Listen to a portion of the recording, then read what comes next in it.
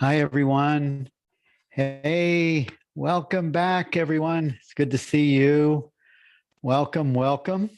And happy 4th of July weekend to all of you. And for those that don't know me, welcome. My name is Bill Free, and I'm honored to have you join on this 4th of July weekend with me for this 75 minutes of satsang, meditation, Q&A, and anything that is on your heart and mind, anything you'd like to discuss. Really, this is a time, and the use of the word satsang is really just it's a word that just means that we're joining in truth. Really, it's an Eastern Sanskrit word that is used. Muji uses it. They have satsangs at least a couple times a week if you're at the ashram in Portugal, or if you're with some other teacher of that type. A satsang is just a really joining in truth to speak about the thing that is something that's very dear to our heart. And I am honored to have so many of you to join with me this 4th of July weekend. And I just returned from Florida. I was down there with 2 of my kids and 2 grandkids. Oh my God, it was so nice to be with them and see them. I had reservations to go down pre-COVID, and this was our first chance to pick up now my 2.5-year-old granddaughter, who was 6 months old last time I saw her in person. That was great. Lisa loves our kids and grandkids as well, so she got to do a little bit of the same. And we sat at the beach for a week. First, we stopped and we met Oliver and Yolanda Blue in North Carolina, and we got to visit with them for a couple of days. And now it's great to be back. I'm happy to have this monthly call that is just it's the first Sunday of the month, satsang, meditation, and Q&A. And if you're, I got a video from Muji this morning, which I am part of his membership area, the Sangha, and I get his videos when they go out. He did a little 5-minute video this morning that was a great reminder. It was a reminder, sort of like the Course in Miracles, that reminds us to start our day just in truth. Start our day giving our attention to the truth. And what is the truth? You are the truth. What you are is the truth that you're seeking. So don't seek any further, because you're it. I am that I am, and that's all that I am. And Popeye had it right when we were young kids. And it's just a repeat of that same thing. Only, those nursery rhymes and those fairy tales, a lot of them are actually true. And it's like row your boat gently down the stream. So go with that. We're rowing our boat gently down the stream. Merrily, merrily, merrily, merrily, life is but a dream. And this fixture that we call the bodysuit, it's temporary. And thankfully, we're familiar with the idea that we're not these bodysuits. We are. Now listen carefully, because this is really true. You are what is aware of all the activity of the bodysuit. So what is it that is aware of this experience right now? So if you pause and you ponder that question, what is awareness, is what you are. What is aware of this experience? What is it that's aware of this experience? This awareness that is aware of this experience, it's always here. It's the thing that never ages. It's the thing that makes you always feel like, oh my God, I don't feel like I look that age. Oh my God, I feel, or at least I have a sense that I'm the same person, I'm the same essence, I'm the same energy, vibration at 50 years old or 70 years old or 30 years old as I was when I was 10.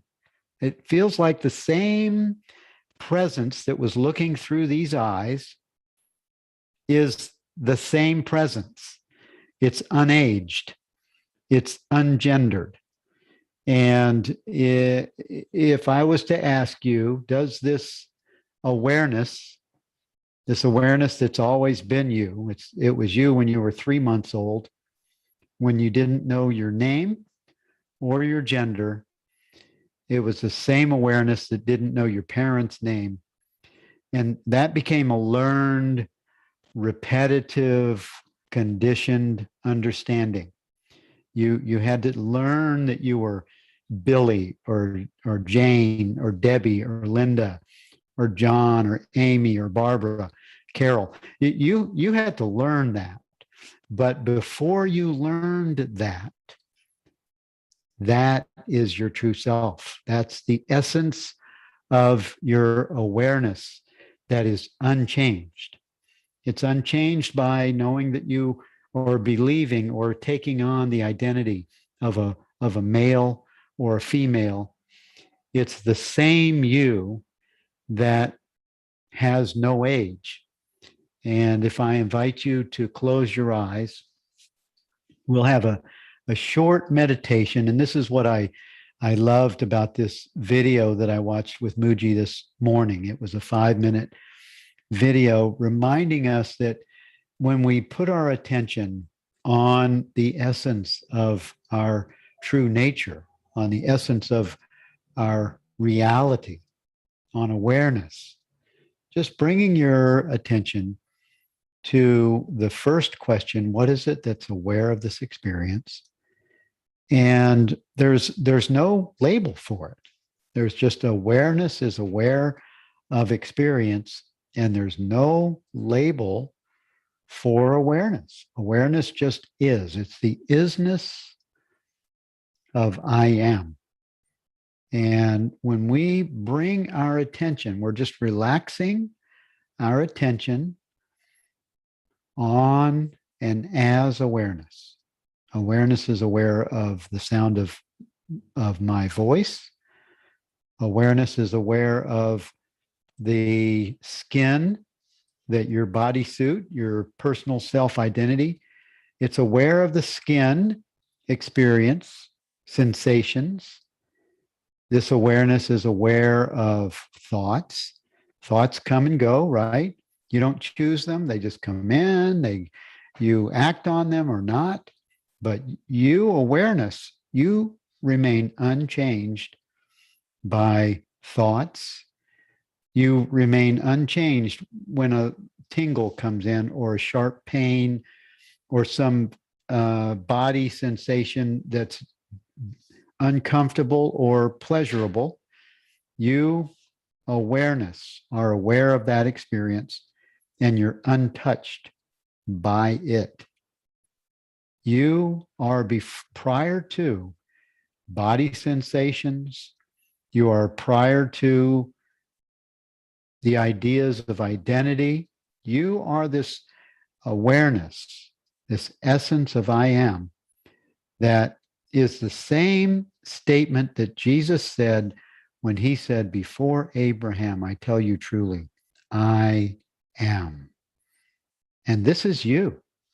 This is you, beloved, prior to the bodysuit that has your name, prior to conception in the mother's womb, prior to form. You are the formless presence of I am, that I am. This is you. You can't change that. This is your natural state of being, and you are the essence of what God is. You are what God is. And then you've been embodied and you've taken on the identity of this personal self. If I was to ask you, does this awareness that we've identified here, does this awareness, you can check it for yourself, does it have an age? This thing that you've always been, check in with it. Does it have an age? And does this thing that you've always been, this essential self, does it have a gender? Those two questions tell you that you're not from time and space, you're eternal. And it tells you that you're not a body, you're not a personal self. You are the awareness of experience, the timeless, eternal presence. So just breathe that in. And if your eyes were closed, you can open your eyes. And this aware presence that we have our attention on right now, it is prior to any objects that the body's eyes sees. It's like an empty room without furniture. This awareness is the same prior to a room being furnished or the furniture gone, right? And this awareness is the same if the roof comes off the room and the walls fall down. It's the same awareness. It's unchanged by being a building, having four walls and a roof.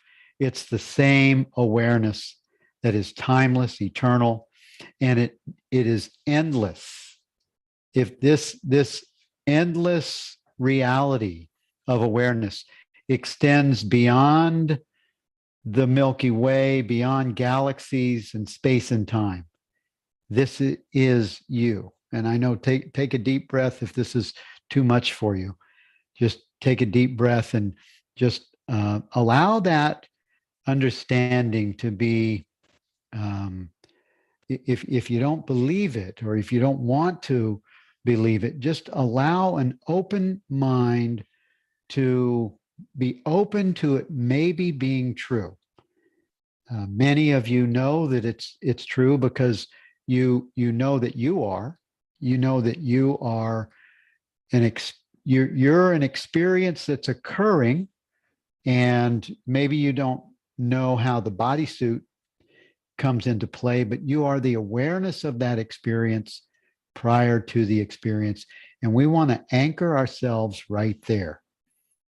And whenever any kind of a situation comes up in your life, doesn't matter what it is, you have this ability to rest as awareness and be aware of the experience, be aware of the thought or the feeling or the belief or the identity of the experience. You have the ability to rest as awareness, untouched by the experience, whatever it may be.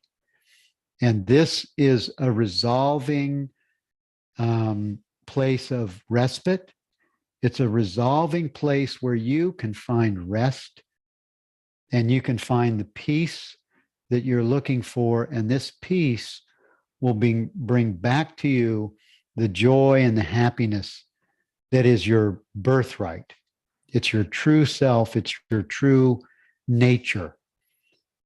And this 5-minute video that I watched with Muji this morning is just a reminder. He was telling someone on the land at the ashram that if they would, he asked them to promise. He asked this woman, if you promise me that you'll practice this, just resting in awareness, resting in your true self for 5 minutes, 3 times a day. Do it in the morning, maybe the afternoon, right before you go to bed at night. This will become a new anchor. And pretty soon, your life will begin to live and breathe this understanding as your natural state of being. And the Course recommends that we do this on a, but because the Course is really a progressive path of understanding what non-duality is. It's a progressive path that's helping us to realize that we're not these bodysuits, that we're not these personal selves, and yet we will experience the personal self, but we don't have to be attached to its belief system, its emotional psyche.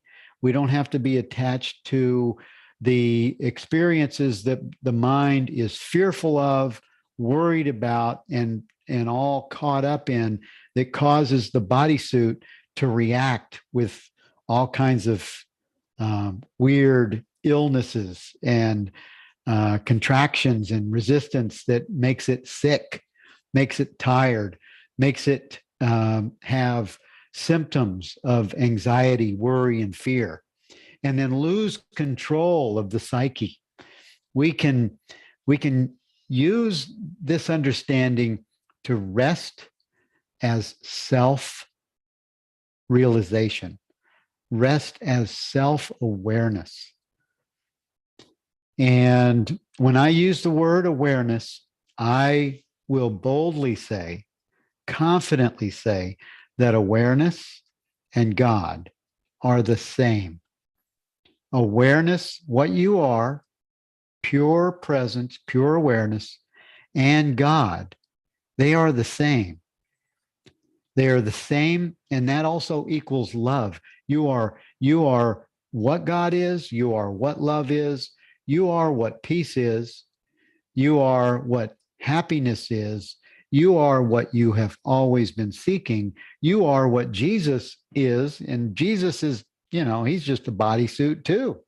He's not special. He's not higher than, lower than. He says, actually, consciousness is using Jesus's place, even though we misappropriated his identity. Consciousness is using that misappropriated identity to communicate to us through the Course in Miracles and many other teachings that are out there. Many other traditions will come through different symbols of the truth. Jesus is a symbol for the truth. He's a symbol for what you are. Buddha is a symbol for the truth. Buddha is not higher or lower than you are.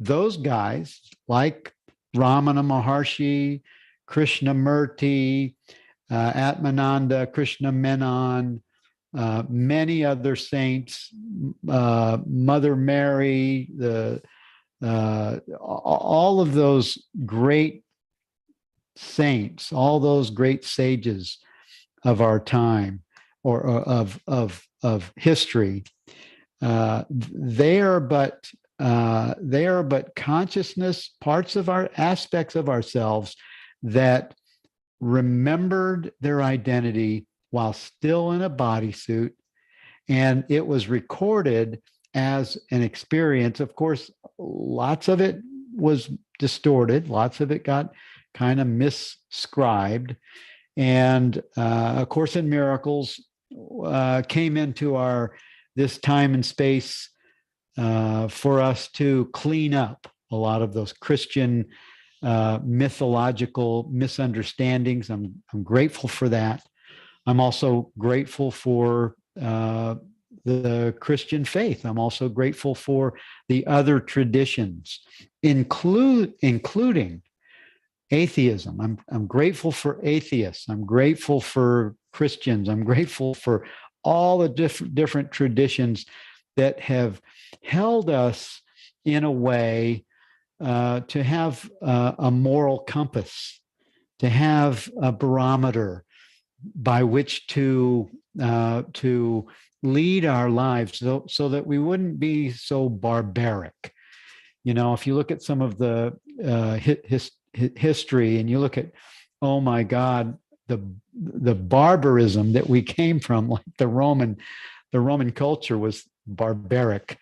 So I'm grateful for where we are. I'm grateful, even though Christianity and those other traditions, Islam, all of them made mistakes.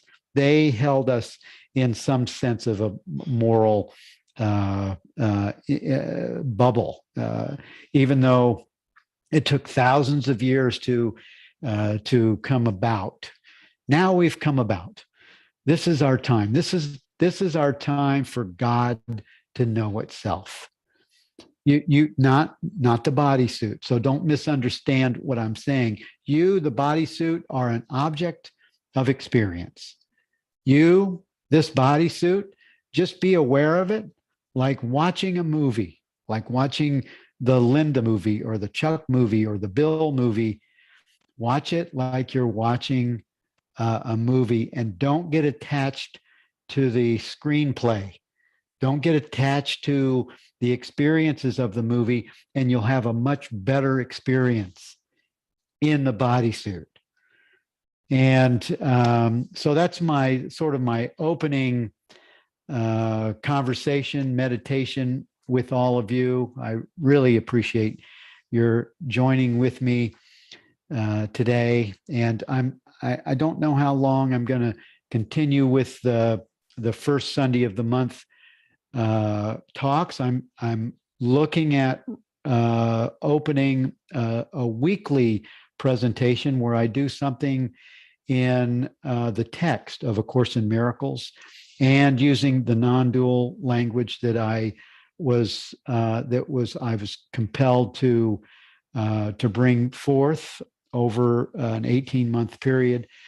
And I'm going to be sharing how the text relates to the non-dual version of A Course in Miracles as I related it in the non-dual teachings that I offer to you. And like, for instance, today's workbook lesson, I think, is 184. The name of God is my inheritance. And I changed that quite a bit. I changed that workbook lesson quite a bit. And I would say that the name of God is my inheritance. It's perfect oneness. The name of God is perfect oneness. And then if you read this workbook lesson, we're not going to read it here. I'm going to answer questions in just a minute. And I see that some hands are up. Thank you for raising your hand. And we'll have some dialogue on some of the ideas that I'm speaking about, or questions that you might have. But one of the things I love about this workbook lesson is in paragraph 12, the first 4 words: God has no name. So even, the Course tells you that the name of God is your inheritance. And oh, by the way, God doesn't have a name. So this is similar to the idea that awareness just is. Awareness cannot be objectified. There's you just are awareness, and you cannot have an experience that awareness is not present. You can't remember an experience. You can't have an experience that awareness isn't present. So God is always on the field. That's you, awareness, pure presence. Yes, the name of God is I am, not I did. Perfect, Holger. Thank you for that statement. And so without further commentary by yours truly, I would like to open the mic to Rana. Great to see you. Happy 4th of July. Thanks, Bill. Hey, everybody. It's really nice to be here in a group like minds. I've been learning a lot about our minds being joined. And so when Bill was doing that meditation, I was thinking about that. I was thinking about all of you guys, just us doing this at the same time, very powerful. And when we were talking about our bodysuits, there was a great line from the Rupert Spira book study this week, We Are the Happiness, You Are the Happiness You Seek. He said, when you look in the mirror, the image you see is not the self. The image you see is the body. And I just loved that, because it's this whole idea is, you know, what I see, what I think I see. And I remember one time he had to talk about as we get older and you look at yourself in the mirror and you think, that's not what I look like, you know, because you just have that imperturbable awareness that has been with me ever since I can remember. And so there's also that idea that I look in the mirror now and I enjoy what I see, no matter what is looking back at me, because I know that that's what's arising for me now. And I'm content and okay with all of that. Yeah. So I wanted to share that one piece. And then you mentioned 184. You know, I've been doing these lessons. This is my second full year.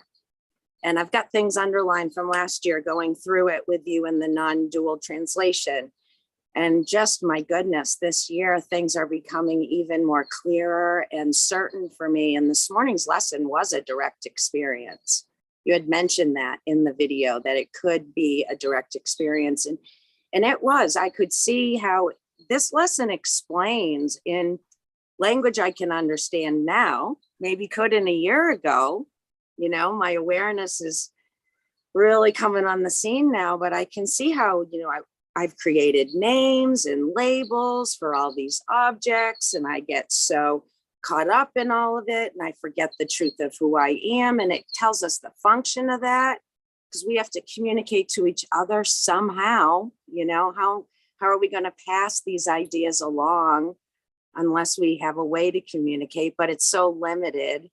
And I just had such a great experience with it this morning. And now to know that you're going to do the text, oh, bring it on. Bring it on. So enough out of me. Thank you as always. Just got me excited today. Good. Yeah, I am not going to cover all of the text because I mostly want to focus on what we are, not what we're not. So I'm not going to be speaking from a place that believes itself to be a bodysuit. I'm going to be speaking to what I term awake awareness or awakening awareness, one that is beginning to self-realize. And I know from my own experience and from speaking to dozens of other teachers that most of us who awaken in this bodysuit experience to the awareness of our true nature and what the Course calls enlightenment and many other traditions, most of us, in fact, I would almost say all of us, including Byron Katie and Eckhart Tolle and all the greats, Yogananda, I feel that every single one of us has a gradual learning, has a gradual understanding. And then all of a sudden, just like you said, a year, you see things differently now than you did a year ago. And a year ago, you were getting it because I saw you get it. I saw your lights come on. And what I'm sensing is that that the text is going to be the glue that will bring the structure of the text to the understanding of the non-dual pointing that I pointed out and was channeled through me when I did the workbook lessons, because I truly did not have a plan every single day for 365 days, plus the manual for teachers and the clarification of terms. I didn't have a plan on how I would share those workbook lessons, what they would, until that morning. I would open the book, I'd scan the read the thing real quick one time, and then I'd go live on Facebook. And I feel that spontaneous, organic play will be the same with the text, and I'm not sure what it's going to look like, but I know it's going to be good. I look forward to it, Bill. Thank you. Thank you, Rana. Good to see you. Happy 4th. All right. Carol, would you please unmute your mic? Good to see you today. Good to see you, Bill. It was very heartwarming and enriching to see you with the blues. Oh, yes, yes, yes. That was so good. It was wonderful. We are dear friends too, and we really enjoyed the evening very much, very much. Yeah. And to Yes. everyone, I wish you peace, happiness, and love. My question, I think I have some idea, but I really want to hear what you have to say, Bill. I've read 3 of Rupert's recent books and done some of the book clubs. I'm now doing The Happiness That You Seek. You are. And this book is bringing me closer to a true understanding and experience of awareness. And my question is, which may be a concession to the mind, a concession to the practice, and a concession to traditional religion, what is the nature of prayer as awareness within the understanding of awareness? Well, the nature of prayer is it's still a communication device that is transmitted as abiding presence. And that would and prayer would be the movement of awareness. Prayer would be the activity or the movement of awareness as awareness. As we're resting as awareness, our attention is relaxed from the body-mind, the bodysuit experience. And now awareness is, you could say awareness is on the field. Awareness, its attention, its attention is relaxed on itself. And prayer would be the movement that happens from there. So movement will still happen. The mind is now in service to awareness, to what it arises from. So the mind will still be active, only now it will be in service to the truth. It will still be active. And this is why when we're resting as awareness, we're actually we're engaged as our true nature. We're engaged in our essential self as awareness. And this is where the Course uses, if you read that section called the borderland, where the truth lays side by side next to illusions, and only the truth remains. So as we're relaxed as awareness, and an activity of our conscious mind, the time and space, thoughts, feelings, emotions, activities, as those thoughts come into that space, awareness resolves it. And that would be a form of prayer. That would be, and that's why if you have an upset, and if you're resting as awareness, you're allowing the upset to come into your experience, and you're not logging into it, you're not touching it. That would be a form of communication from self to self. And that's what because there's no God out there, there's no awareness out there. You are the essence of what God is. So it's a self to self discovery, and it self resolves, because when the truth lays side by side next to illusions, you are the truth. So when your light is on and you're aware of being aware, you're knowing the self-realization. When you're self-realized, and these thoughts and feelings, emotions, they come and they go, this would be a form of prayer, self to self. And it's not the traditional prayer. Like if someone asks me, will you pray for me or pray for my situation, I immediately say yes.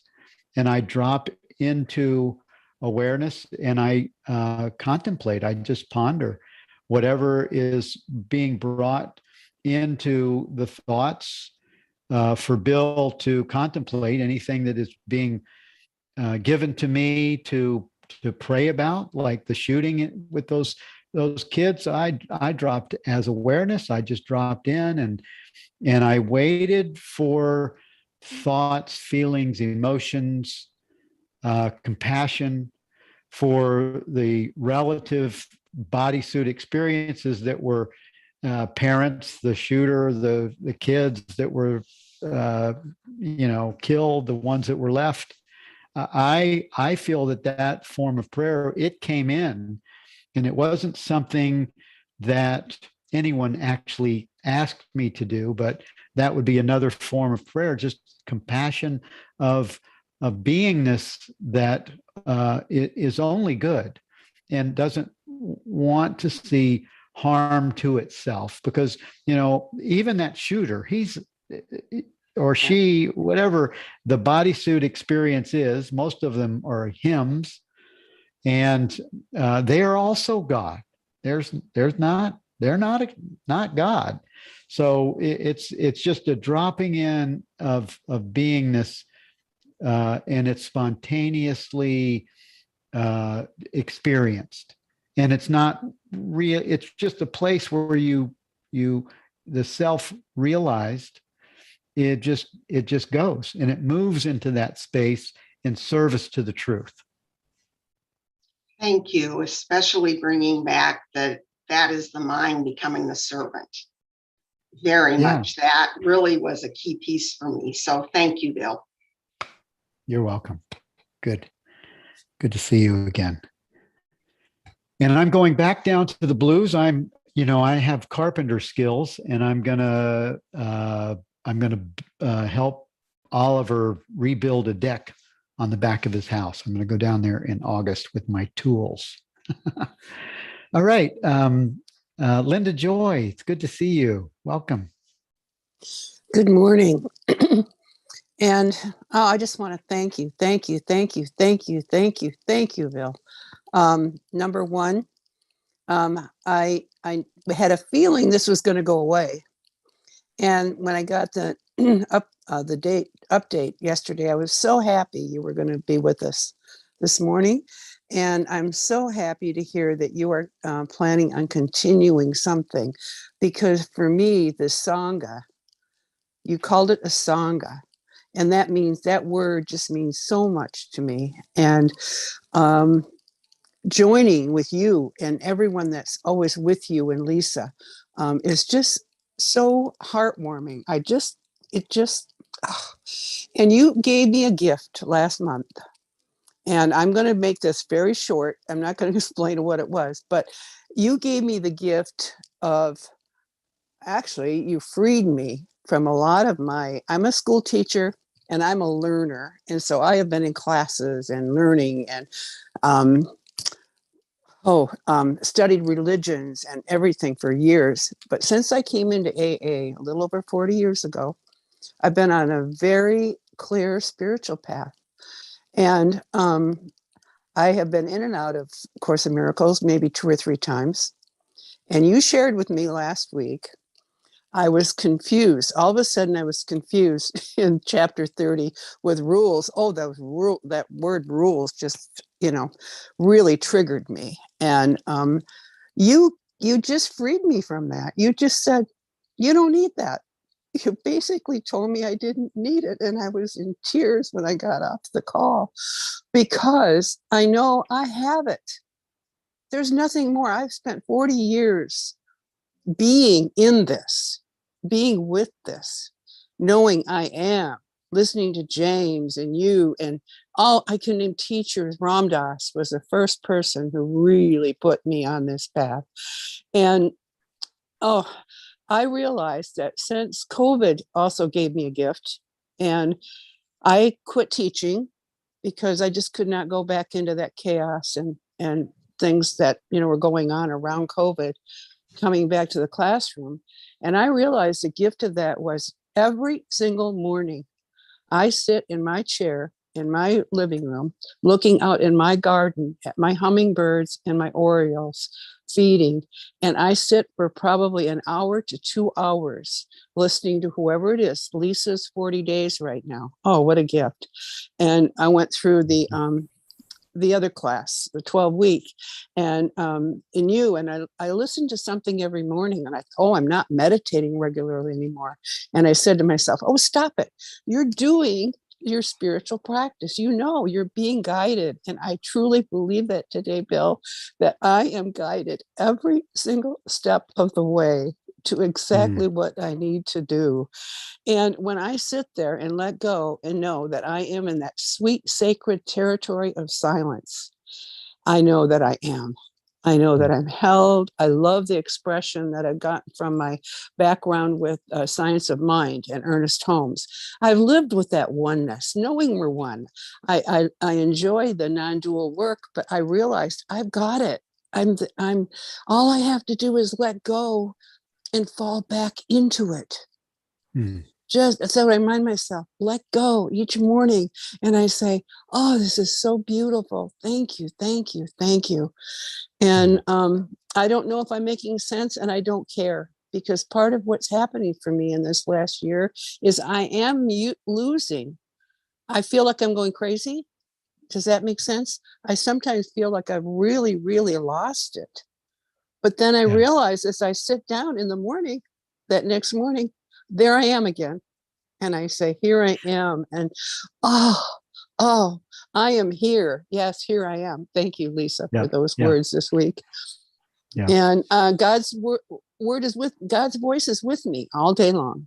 And anyway, I don't want to go on too long. There's lots of people who want to share, but I just had to thank you today. And as far as the book goes, I've given up on thinking I have to read every word in it. And I am looking forward to your sharing, because your interpretations of the lessons have just been amazing for me.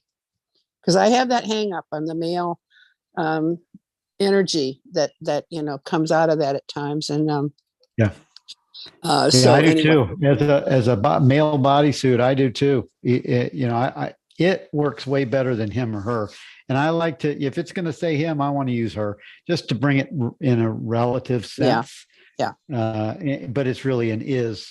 It's really the isness of I am. It's not even because God. We gave God the name God, right? Right. And but so the presence. Thank you, Linda Joy. And thank you. The other thing, one thing that you said that's relative to most of us is that most of us need to hear the ideas more than once. We need to hear it in a variety of different packages and different way of saying it or examples. And that's why it takes, like, you might have heard it first from Ram Dass, and then you may have heard it from Ernest Holmes. You may have heard it from Science of Mind, or some other vehicle. But it takes many times, and then pretty soon we go, wait a minute, I keep hearing the same thing over and over again, and it feels like it's true. And then you discover when you realize that it's not only feels like it's true, but you know that it's true, then you're free. Then you're free to be what you are. And that's why, Rupert is a unique manifestation in phenomenon of our time. And he uses his awakening experience. And, he followed the traditional progressive path teachings for 20 years and wasn't getting it. And if you're following you are the happiness you seek, I agree with you. His latest book, or I think maybe Carol mentioned it, that his latest book, You Are the Happiness You Seek, it is the most simple and most profound of any of his books. And he brings it after you get past his his way of speaking feels a little airy or a little intellectual at first. When you get used to it, it's like, oh my God, his pointing is so precise that it's precise because he doesn't want a syllable or a misused nuance to mess up the direct experience of understanding that we all are this I am presence. You are the happiness you seek. Stop. It's the end of seeking. And in fact, that's the name of our next conference in September, is the End of Seeking Conference.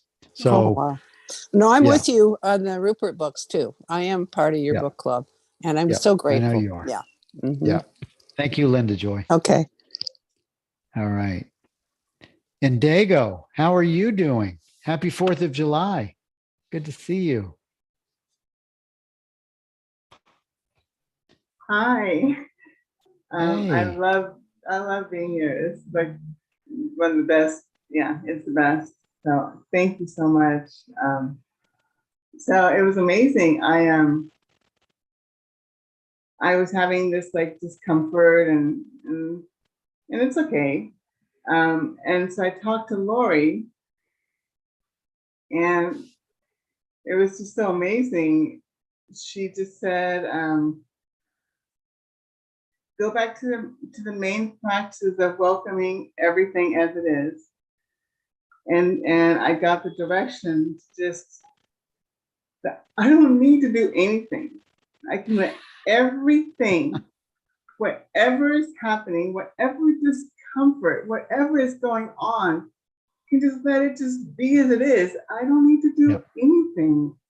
Right. And it was like a light bulb. It just switched everything.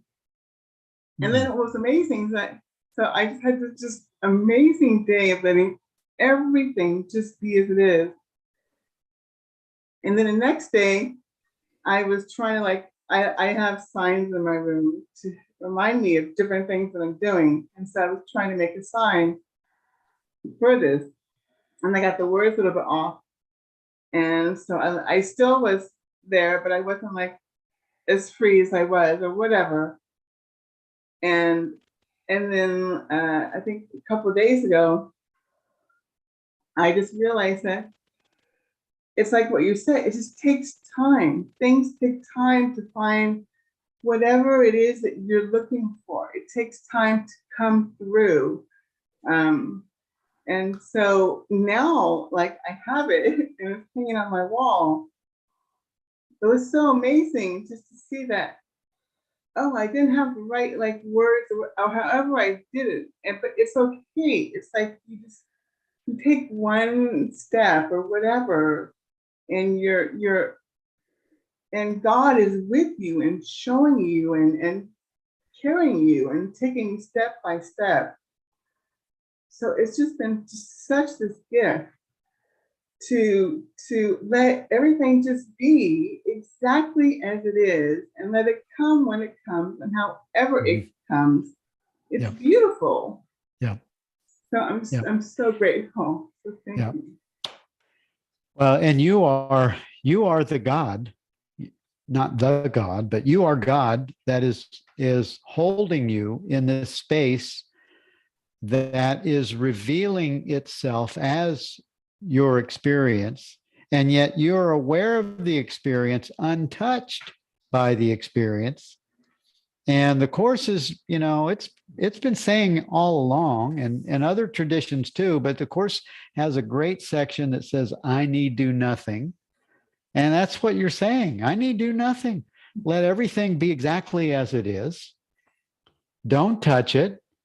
Allow it to, be like a passing cloud or a movie, and just stay a little bit, give a little bit of space between your I am, that what is aware of the experience, give a little bit of space between the experience and what is aware of it, so that what is aware of it doesn't identify itself as the experience. It just needs a little bit of space so that you remain primary in all experience, and experiences will come and go, and yet you'll not be pulled by them. You'll not suffer, and you'll not react by the nature of the experience, because awareness attaches its identity to the experience. You remain abiding presence. Awareness itself is untouched by all experience in time and space. Anything that this bodysuit experiences, in fact, this bodysuit, Indigo, is just an object of experience that awareness is aware of. And Indigo does great stuff and crazy stuff and silly stuff and fun stuff and sad stuff. And yet, what is aware of Indigo's activities is unchanged by anything that Indigo or anyone else that has a name, a label, Putin or Biden or some other country, that awareness, what is aware of the experience, is untouched by any of the experiences. Stay there as the, and this is where the video that I was talking about that Muji sent over this morning, I just love those gentle reminders. And that's what this gathering here is. This satsang is just a gentle reminder. It's a love for truth that will, some little idea will drop in, and we'll say, oh yeah, I remember now. Yes, awareness is aware of all. So it's just some statement. And also, because we're all the same. There's not a difference between any of us. We are all the essence of pure presence that's wearing the clothing of the personal self-identity. And the awareness is unchanged by any of us. And then you look out at the world and you see the multiplicity, you see the billions of different bodysuits that God is wearing. And some of them are trees and rocks and minerals and water, and others are mosquitoes and flies and cows and birds. They're all God. Everything is God. This mouse right here, this is God.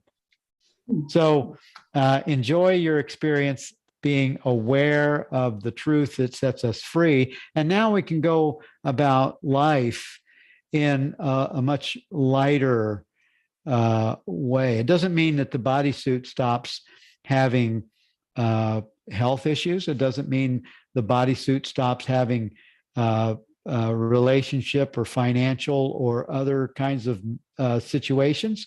It just means that the experience of attachment becomes optional. And so we're not caught, sucked in, and dried out by and given anxiety and suffering from the attachment of identity of the false self identity. So I'm glad that you're still doing well. I love to see you in our gatherings, Indigo, and blessings to you. It's good to see you again. And I saw a couple of statements on the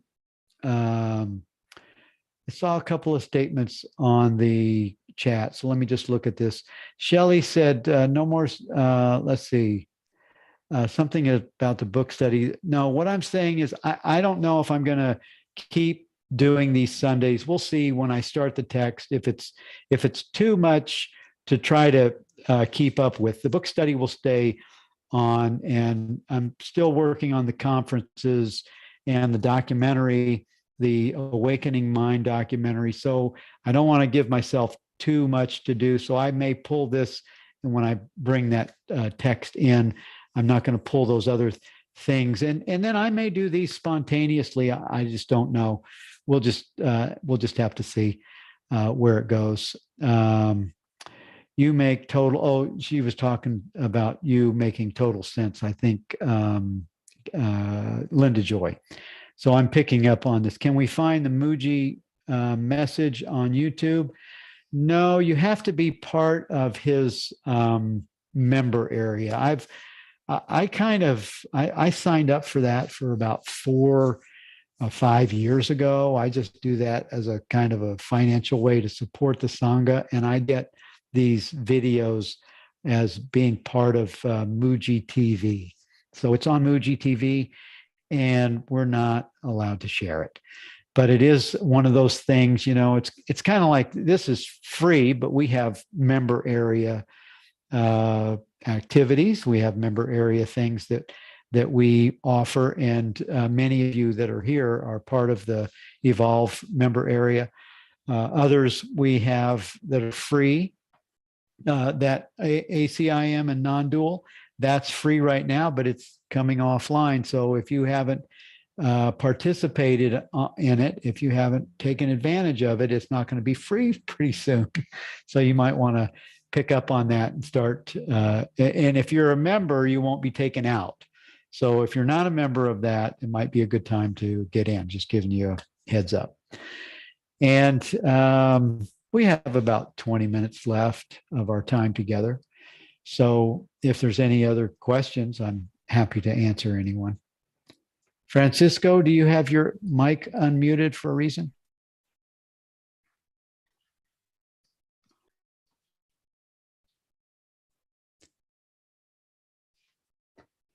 So as we sit here practicing awareness, we're just being aware of our experience. And this would be the way to bring awareness as a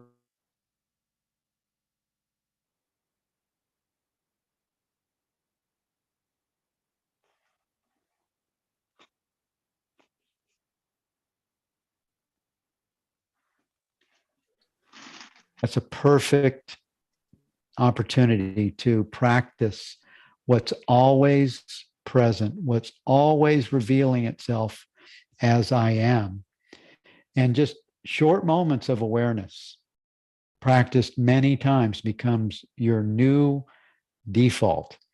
And if you're resting as awareness, if you're resting in and as awareness, you're resting as the essence of God. You're resting as the presence of I am, right? So when you're doing anything where there's a pause in your experience, take advantage of it. Looking like I love walking outside. I love doing yard work, landscape work. I like building things. But when I'm like walking through the woods or just walking outside, just looking at the trees blowing, and I'm reminded, I put my hand on my heart, I allow the quiet presence to envelop my experience. I invite this quiet presence to lead, and then I'm resting in God. Resting in God. That's what awareness is. It's resting in God as presence, as awareness. You are that. You have that ability to rest as God. That's not an idle thing. That's understanding that God's presence is you. It's the essence of what you are. Can you is that blow your mind? That's just blows my mind. That the thing that Jesus was pointing us to 2,000 years ago is the same thing that we have available right now. We have better information than his disciples had.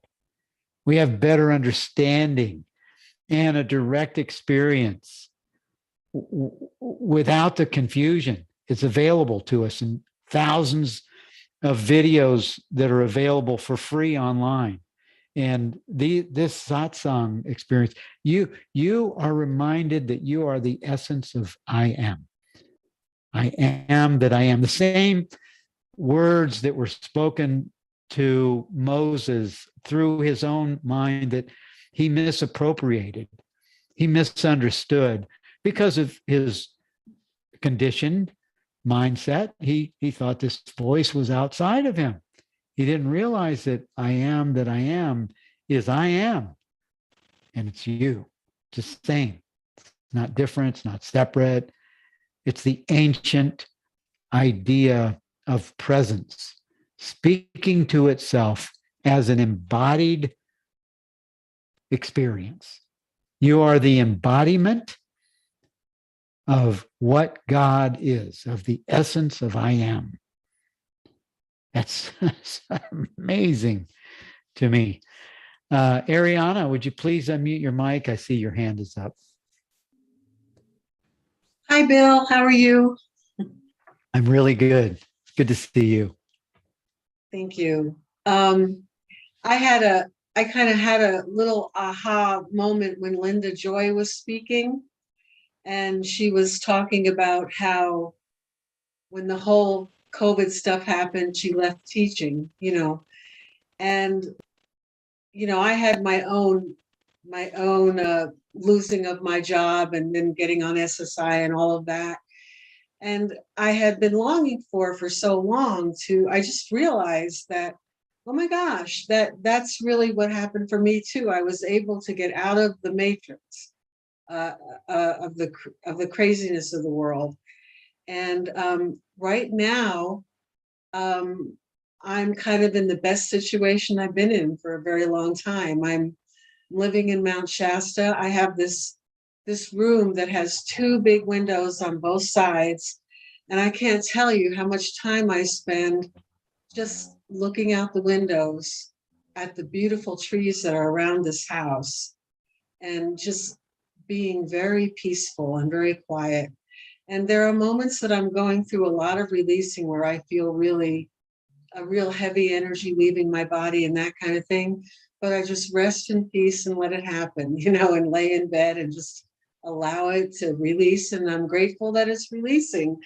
And, I've longed for this for a long time, to have the space to go through this. And that's one of the gifts that came from this whole, I think that was what was supposed to happen for the whole world, is the way we've been doing things were not conducive to really coming into the truth. So anyway, I'm really grateful, and I'm feeling that spaciousness to really, feel what I am. So I just wanted to share that. Nice. Well, thank you, Ariana. Part of this satsang experience is hearing from others that are appearing in bodysuits with relative experiences that we can all relate to, of the experience of awakening, the experience of the direct experience of awakening. And this is a powerful idea. In fact, I think it actually talks about, in today's workbook lessons, it talks about going into the light. In fact, I'm reading in paragraph 10 on today's workbook. I think this is today's workbook lesson 184. The name of God is my inheritance. But listen to this one paragraph and see if it doesn't make you just feel a sense of joy. That in paragraph 10, it says, thus what you need are intervals each day in which the learning of the world becomes a transitory phase. In other words, we transcend it. A prison house from which you go into the sunlight. This would be the sunlight, this experience right here, or the one that you're describing, looking out at the beautiful trees or whatever. Could be anything. Could be looking at nothing. Could be with eyes closed, just feeling presence, feeling pure awareness itself. But this is going into the sunlight of pure awareness, pure presence, and forget the darkness. So the darkness is just a symbol for sleeping and ignoring our essential nature, our essential self. And forget the darkness. Here you understand the word. And the word in the Bible, or the name word, in the Bible or the Course, I rename that as a vibratory frequency. The use of the word is a vibratory frequency.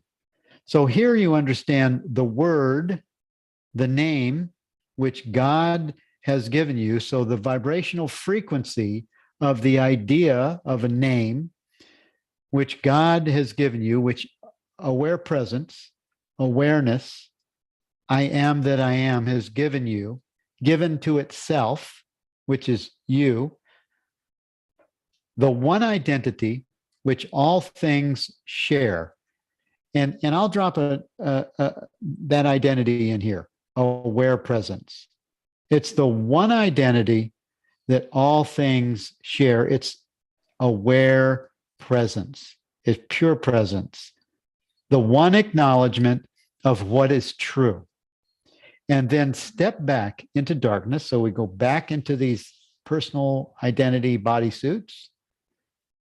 And not because you think it real, but only to proclaim its unreality in terms which still have meaning in the world which darkness rules.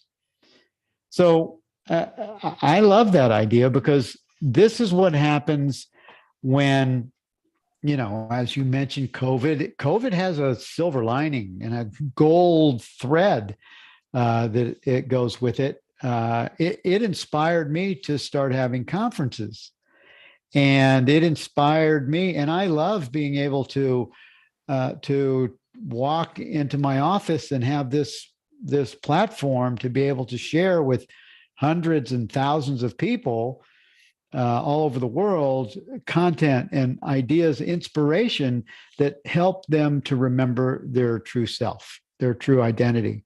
And that's what many teachers around the world are doing. And John Mundy is one of them. He's with us today. I don't think he has his camera on, but John has joined us. And John, are you here? Yeah, there's John. And so many teachers around the world are taking advantage of this platform that COVID. And you know, I was trying, John. I was for 2 years. You remember, I was saying, John, you got to stop driving. You need to go online and stop driving. And COVID forced him to go online and stop driving. And it's so good. But Ariana, thank you for those comments. And it's so true. And John Mundy has Sunday with Mundy. Is that was this morning earlier, right, John? Not today. I'm usually the second and fourth Sundays. You're the what? I'm usually on the second and fourth Sundays. Oh, okay. Okay. Sunday with Mundy. And so anyway, I just wanted to mention that this is this is a new vehicle for many of us, and great teachers around the world are using this. You can reach so many more people. Yes. Yeah. So thank you for that comment. And John Mundy, what's going on with you? Well, next Sunday, I'm on with Beth Gear, which is going to be really interesting. Whether you know Beth Gear or not, but she's also doing transmissions, and it's really, really interesting, different stuff. I mean, I love the course 100% all the way through, but I'm not wanting to kick some of the other stuff out at all. I think we can get a little bit more from them as well, and deepen our understanding. So that's a week from today. Yeah.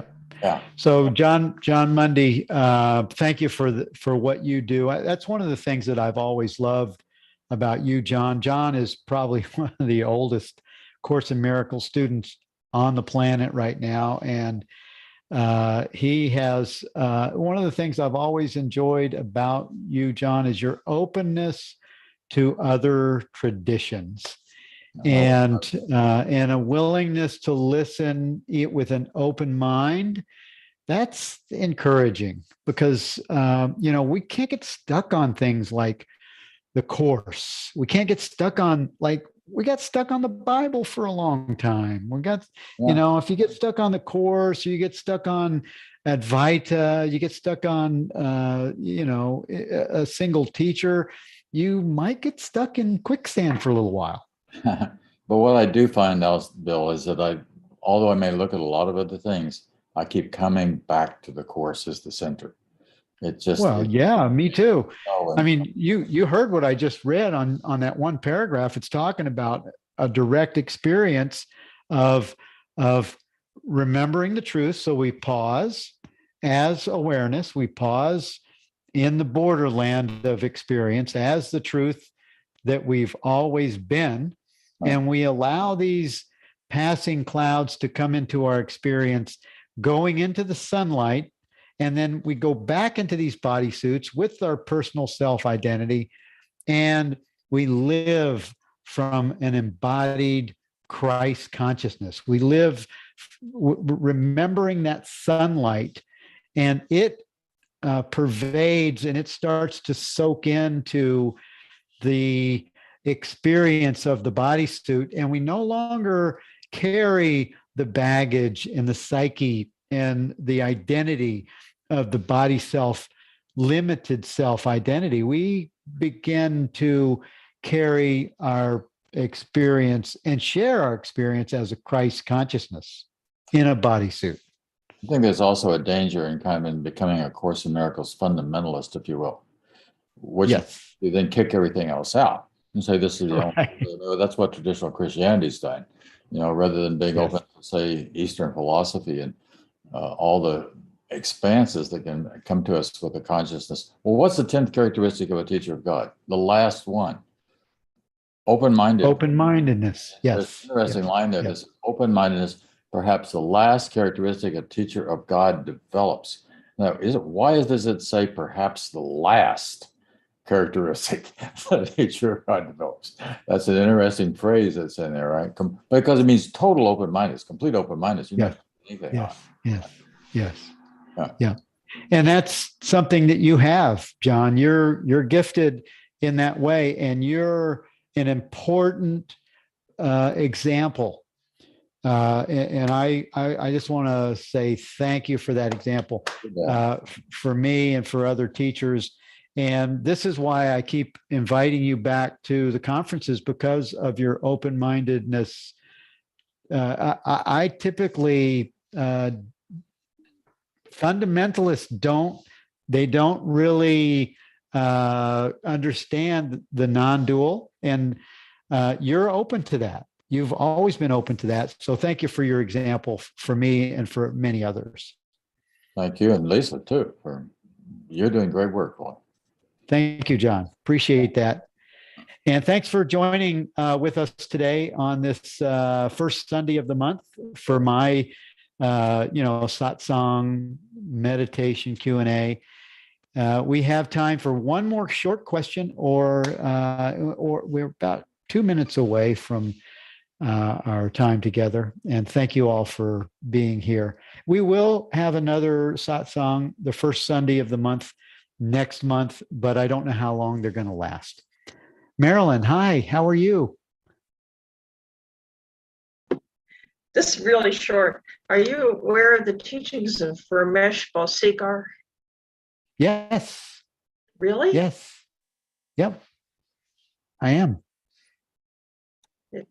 Those teachings really speak to me. And of course, it's advice to non-dualism and very similar to what you're teaching, which I'm also very familiar with. Yes. Yes, I have friends. One of our speakers in the conference, Roger Castillo, he was his teacher. And Roger is a great teacher from Australia. And he goes to India periodically and has satsangs down there. But he will be invited back to our conference in September. It's September 16, 17, and 18. And we're just putting our material together to announce that conference right now. It's the End of Seeking Conference, and that will be the theme for the conference. Not that you're finished, you can go hang up your spiritual interest, but it's the end of seeking, because you are what you're seeking. And so we're going to be using that as the theme and the topics for that entire weekend, and probably 25 speakers, and Roger will be one of our presenters for that conference. Thank you, Marilyn, and thank you everyone for being here. Blessings to you all. And I'll see you again next month. I will be back on Wednesday for the book study. I've taken 2 weeks off, and the awesome Jenny Beal and Susan Telford carried my spot for 2 weeks. I'll be back next week, and then we're going to have Rupert live for July 13th. He'll be our guest for 75 minutes. So thank you all for being here, and I'll see you on Wednesday. Love you all.